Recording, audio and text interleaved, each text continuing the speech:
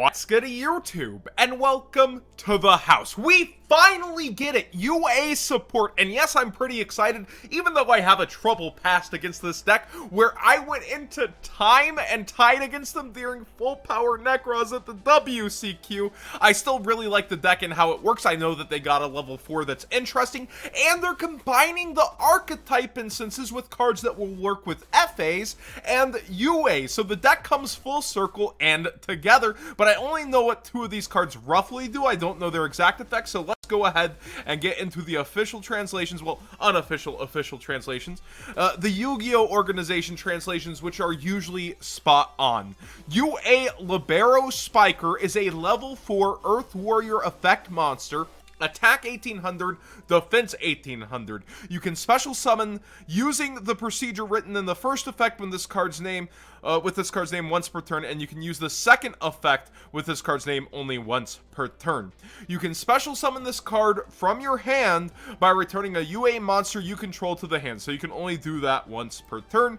During your opponent's main phase, quick effect, you can shuffle one level 5 or higher UA monster from your hand into the deck, and if you do, special summon one UA monster with a different name from that monster from the deck, then return this card to your hand. So this literally turns anything in your hand to pretty much whatever you want out of deck onto the field, which is huge for UA's options and fixing the consistency of the deck, not only giving you a level 4 body, but being able to just pull anything out and put it in front of your opponent during the main phase after they've only made one play with their turn player priority.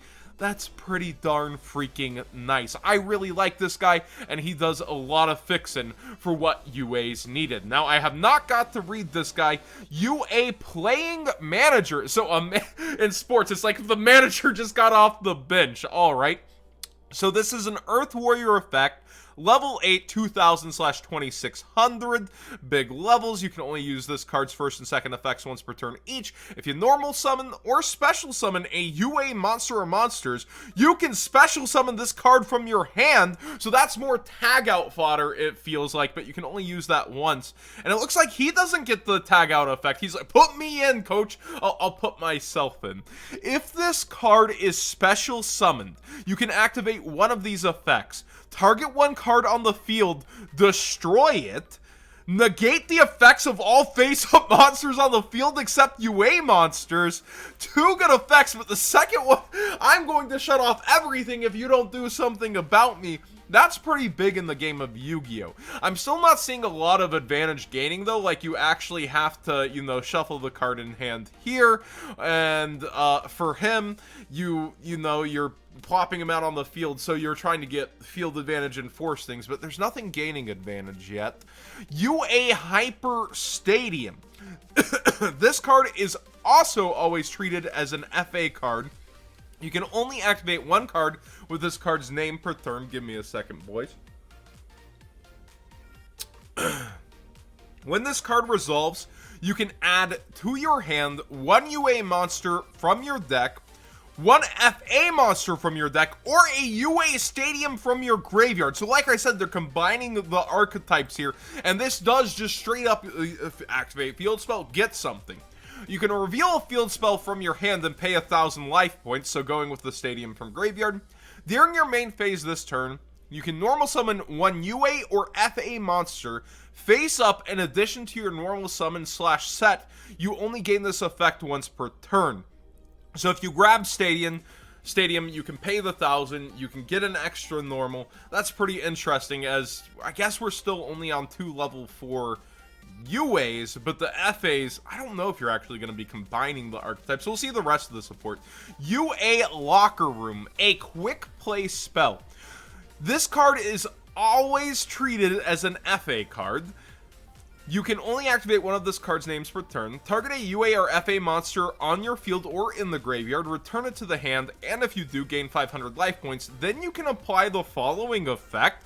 reveal any number of UA and or FA monsters in your hand to your opponent, and if you do, shuffle them into the deck, then draw cards equal to the number returned. So it self-replaces and then does it. This is like one of the first cards to ever do that, like Magical Mallet, etc., where you always take the -1 card advantage to do that, but this adds something back and then goes into it and gives you a little bit of life points. What a hand fixer. And you choose how many. It's not like reload. You actually get to just choose how many. That's pretty darn good. Alrighty, that pendulum card's a joke to you, John. I like where this is going. Alright, we have a trap card to round things out. Ultra Athlete Man of the Match, UA MVP. Trap normal. This card is always treated as an FA card. You can activate one card with this card's name per turn. If a UA or an FA monster you control destroys an opponent's monster by battle or inflicts battle damage to your opponent, thank gosh, after damage calculation, you can special summon any number of UA and or FA monsters with different names from your hand or graveyard in defense position.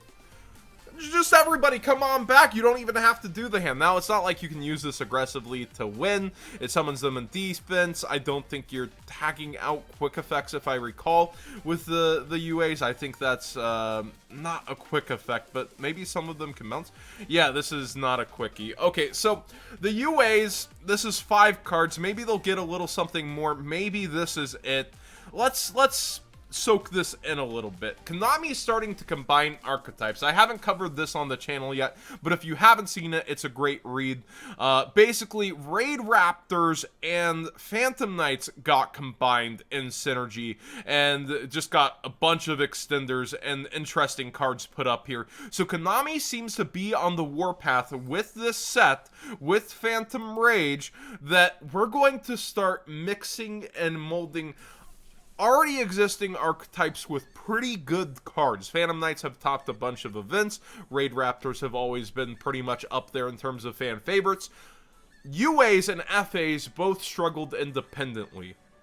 We got a level 4 UA, but he doesn't interact with the FAs. I think it would have been in the interest, if you really do want the decks to play together, like the others, like, you would have made some kind of effect besides just the spells giving extra advantage to both. It's like, you're picking and choosing to upgrade FAs in one sense, right? Like, here's another field spell. It's always an FA card, and it does things for FAs or UAs. It feels like you're giving this support, and I'm not against this, by the way, but this one card can be used for either or, enjoy for both bases. It doesn't seem like this support is meant to meld the actual archetypes. It feels like this is meant to, you get a piece, you get a piece, more so than trying to actually bring them together.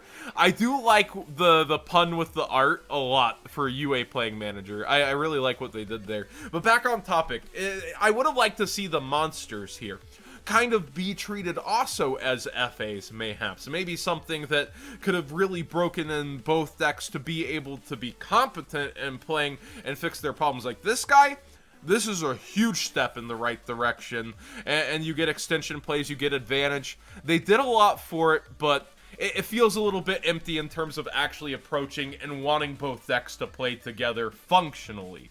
That's just my take on it. I don't think that's a negative, though. I still think it's actually a positive to be able to say, you can play this card, or you can play this card. I don't like it when too many decks go down the same route as, like, Dragoon fitting into every deck, or the Synchro engine in every deck. But giving 2 decks a tool, and then you could potentially say something could be an engine like the Phantom Knights that could end up other places. It's not that big of a deal as long as it's an engine, or, like, to specific decks. So I support this. I think it's good by Konami to approach things differently. R&D definitely has been doing interesting things the last couple of years, and I don't think this is one of the steps in the wrong direction. I just would have liked to see it actually meld the decks together, where I can, like, see certain cards being played together between the 2 archetypes here. In this update, I don't see it happening here. I see it being one or the other. But what are your thoughts on this support? Do you want to see that melding, or do you like this option to where it gives this deck and that deck still a piece? It's like, yeah, it's a double update. That's pretty cool. I like that, but I don't know, man. I just want to see the UAs and FAs work together. That's something I would like to see. Thanks for watching. Please subscribe if you haven't already. Give this video a thumbs up if you enjoy these late night conversations that I always upload.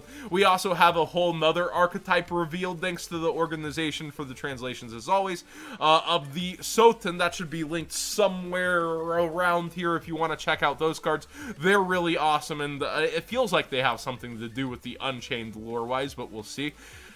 Konami's making really interesting moves with this set. Nothing's blowing me away. Nothing's saying that, oh, this is a top set like Etco or Rise to me. But they're making some really cool moves, and I respect it. I want to see what's going to pull Phantom Rage all the way together.